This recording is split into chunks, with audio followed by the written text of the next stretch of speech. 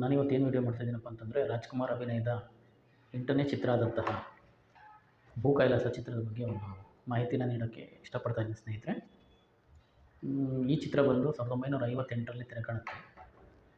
ಇದರ ನಿರ್ದೇಶಕರು ಬಂದು ಶಂಕರ್ ಅಂತ. ಈ ಚಿತ್ರನ ನಿರ್ಮಾಣ ಮಾಡೋದು ಪ್ರಸಿದ್ಧ ನಿರ್ಮಾಣ ಸಂಸ್ಥೆಯಾದಂತಹ ತಮಿಳಿನ AVM ಪ್ರೊಡಕ್ಷನ್ ಅವರು. ತೆಲುಗಲ್ಲಿ ಇವರೇ ಮಾಡ್ತಾರೆ, ಕನ್ನಡದಲ್ಲಿ ಕೂಡ ಇವರೇ ನಿರ್ಮಾಣ ಮಾಡ್ತಾರೆ. ಕನ್ನಡದಲ್ಲಿ ತರಾಗಣ ಹೇಳಬೇಕು ಅಂತಂದರೆ ಡಾಕ್ಟರ್ ರಾಜ್‌ಕುಮಾರ್ ಅವರು ಬಂದು ರಾವಣನ ಪಾತ್ರ ಮಾಡ್ತಾರೆ ಸ್ನೇಹಿತರೆ. ಹಾಗೆ ರಾವಣನ ಹೆಂಡತಿಯಾಗಿ ಜಮುನಾ ಅಂತ ಒಬ್ಬರು ನಟಿಯವರು ಮಾಡ್ತಾರೆ. ನಾರದನ ಪಾತ್ರದಲ್ಲಿ ಬಂದು ಕಲ್ಯಾಣ್ ಕುಮಾರ್. ಹಾಗೆಯೇ ಹೇಳಬೇಕಂದ್ರೆ ಶಿವ ಪಾರ್ವತಿಯಾಗಿ ಅಶ್ವಥ್ ಬಿ ಸರೋಜಾದೇವಿಯವರು ಅಭಿನಯಿಸ್ತಾರೆ. ಸ್ನೇಹಿತರೆ, ಇನ್ನೊಂದು ಸ್ವಾರಸ್ಯಕರ ಘಟನೆ ಅಂತಂದರೆ, ಆವತ್ತಿನ ಕಾಲದಲ್ಲೆಲ್ಲ ಸ್ಟುಡಿಯೋಗಳಿದ್ದಿದ್ದು ತಮಿಳ್ನಾಡಲ್ಲಿ. ನಿಮಗೆಲ್ಲ ಗೊತ್ತಿದೆ, ಸೌತ್ ಫಿಲಮ್ಸ್ ಎಲ್ಲ ಇಂಡಸ್ಟ್ರಿ ತಮಿಳ್ನಾಡಲ್ಲಿ ಶೂಟಿಂಗ್ ನಡೀತಾಯಿತ್ತು. ತೆಲುಗು ಆಗಲಿ, ಕನ್ನಡ ಆಗಲಿ, ಮಲಯಾಳಿ ಆಗಲಿ, ಪ್ರತಿಯೊಂದೂ ಅಲ್ಲೇ ನಡೀತಾಯಿತ್ತು.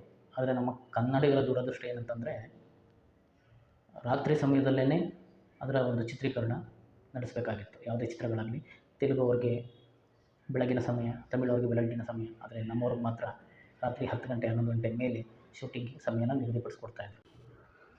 ಸ್ನೇಹಿತರೆ, ನೀವೆಲ್ಲರೂ ಕೇಳಿರ್ಬೋದು, ಈ ಚಿತ್ರದ ಒಂದು ಅದ್ಭುತ ಸಾಹಿತ್ಯ ಇರುವಂತಹ ಒಂದು ಹಾಡು ಶ್ರೀಯುತ ಕೂರ ಸೀತಾರಾಮ ಶಾಸ್ತ್ರಿ ಅಂತ ಅವರ ಹೆಸರು. ಅವರ ಸಾಹಿತ್ಯದಲ್ಲಿ ಮೂಡಿ ಬಂದಿದೆ. ಆ ಹಾಡನ್ನು ಹಾಡಿರೋರು ಸ್ನೇಹಿತರೆ ಸಿ ಗೋವಿಂದರಾಜನ್ ಅಂತ. ನೀವೆಲ್ಲರೂ ಕೇಳೇ ಇರ್ತೀರ.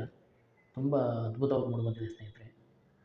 ರಾಮನ ಅವತಾರ, ರಘುಕುಲ ಸೋಮನ ಅವತಾರ. ಎಷ್ಟು ಚೆನ್ನಾಗಿದೆ ಅಲ್ಲ ಸ್ನೇಹಿತರೆ ಹಾಡು.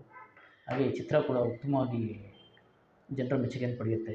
ರಾಜ್‌ಕುಮಾರ್ ಅವ್ರಿಗೆ ಒಂದು ಪೌರಾಣಿಕ ಚಿತ್ರದ ನಟನೆಗೆ ಒಳ್ಳೆ ಒಂದು ಇದು ಸಿಕ್ಕುತ್ತೆ, ಮನ್ನಣೆ ಸಿಕ್ಕುತ್ತೆ ಸ್ನೇಹಿತರೆ.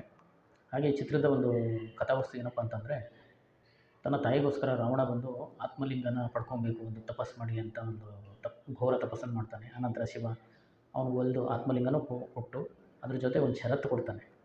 ಇವೆಲ್ಲ ಈ ಕಥೆನ ಕೇಳಿರ್ತೀರ. ಆ ಷರತ್ತು ಏನಪ್ಪ ಅಂತಂದರೆ, ನೀನು ಎಲ್ಲಿ ಹೋಗೋವಾಗ ಇದನ್ನು ಭೂಮಿಗೆ ಸೋಗಿಸಿದ್ರೆ ಇಟ್ಟರೆ ಮತ್ತೆ ಅದನ್ನು ಅಲ್ಲೇ ಪ್ರತಿಷ್ಠಾಪನೆ ಮಾಡಬೇಕು, ತೊಗೊಂಡು ಹೋಗೋಕ್ಕಾಗಲ್ಲ ಮುಂದಕ್ಕೆ. ಸರಿ ಅಂತ ಒಪ್ಕೊಂಡು ಅದನ್ನು ತೊಗೊಂಡು ಹೋಗಿ ತನ್ನ ಆಸ್ಥಾನದಲ್ಲಿ ಪ್ರತಿಷ್ಠಾಪನೆ ಮಾಡ್ಕೊಂತ ಹೋಗಬೇಕಾದ್ರೆ ಸಂಜೆ ಆಗುತ್ತೆ ಸ್ನೇಹಿತರೆ. ಆ್ಯಕ್ಚುಲಿ ರಾವಣ ಬಂದು ಬ್ರಾಹ್ಮಣ ಒಂದು ಇದರಿಂದ ಬಂದಿರ್ತಾನೆ.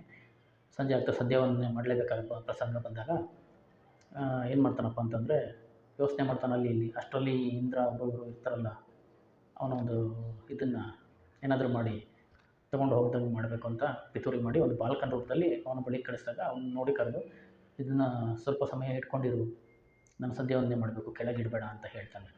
ಸರಿ ಅಂತ ಬಾಲಕ ಈಸ್ಕೊಂಡಾಗ ಇವನು ಸಂಧ್ಯಾವಂದನೆ ಮಾಡಿ ಇನ್ನೇನು ಅದನ್ನು ಅವನ ಕೈಗೆ ಪಡೆದುಕೊಳ್ಬೇಕು ಅನ್ನೋವಾಗ ಅಷ್ಟು ದೂರ ಹತ್ರಕ್ಕೆ ಬರುವಾಗ ಆ ಬಾಲಕ, ಅಯ್ಯೋ ಇದು ತುಂಬ ಭಾರ ಇದೆ, ನನ್ನ ಕೈಗೆ ಹಿಡ್ಕೊಳಕ್ಕೆ ಆಗ್ತಾಯಿಲ್ಲ ಅಂತ ತಕ್ಷಣ ಇಟ್ಟೇ ಬಿಡ್ತಾನೆ ಕೆಳಗಡೆ ಸ್ನೇಹಿತರೆ. ಆ ಜಾಗ ಇಟ್ಟಂಥ ಸ್ಥಾನದಲ್ಲಿ ಅದನ್ನು ಏನಾದರೂ ಮಾಡಿ ಅದನ್ನು ಅಲ್ಲಿಂದ ಎತ್ಕೊಂಡು ಹೋಗಬೇಕು ಅಂತ ನೋಡಿದಾಗ ಅದನ್ನು ತಿರುಗಿಸಿ ಮುರುಗಿಸಿ ಏನೋ ಮಾಡಿದಾಗ ಅದು ಗೋಕರ್ಣ ಅಂದರೆ ಗೋವಿನ ಕಿವಿ ಆಕಾರದಲ್ಲಿ ತಿರುಚಿಕೊಳ್ಳುತ್ತೆ ಸ್ನೇಹಿತರೆ. ಅದಕ್ಕೆ ಆ ಕ್ಷೇತ್ರಕ್ಕೆ ಗೋಕರ್ಣ ಅಂತ ಹೆಸರು. ನಮ್ಮ ಕರ್ನಾಟಕದಲ್ಲಿರೋ ಗೋಕರ್ಣ ಆ ಶಿವನ ಒಂದು ಆತ್ಮಲಿಂಗಕ್ಕೆ ಪ್ರಸಿದ್ಧಿಯಾಗಿದೆ. ಆ ಹೆಸರು ಕೂಡ ಆ ಒಂದು ಇದರಿಂದ ಬಂತು, ಪೌರಾಣಿಕ ಒಂದು ಹಿನ್ನೆಲೆಯಿಂದ ಸ್ನೇಹಿತರೆ. ಇನ್ನೂ ಕೆಲವು ವಿಡಿಯೋಗಳನ್ನು ಇದೇ ರೀತಿ ಸ್ವಾರಸ್ಯಕರ ಘಟನೆಗಳ ರಾಜ್‌ಕುಮಾರ್ ಅವರು ನಡೆಸಿದ ಚಿತ್ರಗಳಿಂದ ಆಯ್ದು ನಿಮಗಾಗಿ ಹಾಕ್ತಾ ಇರ್ತೀನಿ ಸ್ನೇಹಿತರೆ. ನನ್ನ ಚಾನಲನ್ನು ದಯವಿಟ್ಟು ಎಲ್ಲರೂ ನೋಡಿ ಹರಸಿ ಆಶೀರ್ವದಿಸಿ. Thank you.